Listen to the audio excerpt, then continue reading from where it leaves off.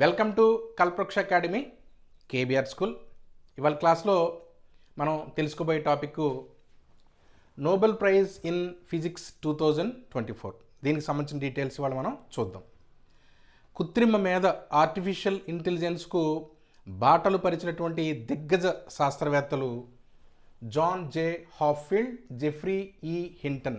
వీరికి 2024 సంవత్సరానికి గాను ఫిజిక్స్లో భౌతిక శాస్త్రంలో నోబెల్ పురస్కారం లభించడం అనేది జరిగింది.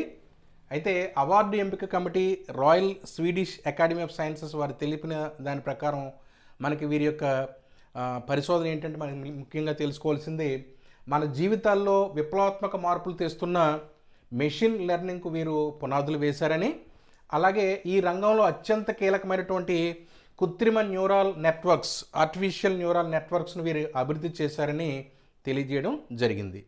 అయితే జెఫ్రీ ఈ హింటన్ వీరిని ఏఐ ఆర్టిఫిషియల్ ఇంటెలిజెన్స్ కృత్రిమ మేధ పితామహులుగా వీరిని అభివర్ణించడం అనేది జరుగుతోంది. అయితే వీరు కెనడా, బ్రిటన్ సంబంధించిన పౌరసత్వం వీరికి ఉంది.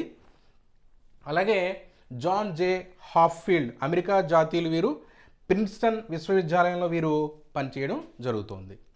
అయితే మన నోబెల్ కమిటీ సభ్యురాలైన ఎలెన్ మూన్స్ వారి తెలియజేసినటువంటి వివరాల ప్రకారం, వారు పేర్కొన్న దాని ప్రకారం చూస్తే వీరిద్దరూ స్టాటిస్టికల్ ఫిజిక్స్కు సంబంధించిన మౌలిక సూత్రాలను ఉపయోగించుకొని ఈ కృత్రిమైనటువంటి న్యూరల్ నెట్వర్క్స్ను రూపొందించారని తెలియజేయడం జరిగింది.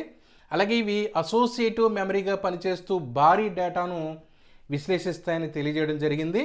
ఫిజిక్స్లో పరిశోధనలు మరింత ముందుకు తీసుకెళ్ళడానికి ఈ న్యూరల్ నెట్వర్క్స్ అనేవి ఉపయోగపడతాయని తెలిపారు. అలాగే ఫేషియల్ రికగ్నైజేషన్, అలాగే భాషానువాదం వంటి వాటికి వీరి యొక్క పరిశోధనలు బాగా ఉపయోగపడే అవకాశం ఉందని తెలియజేయడం జరిగింది. Thank you.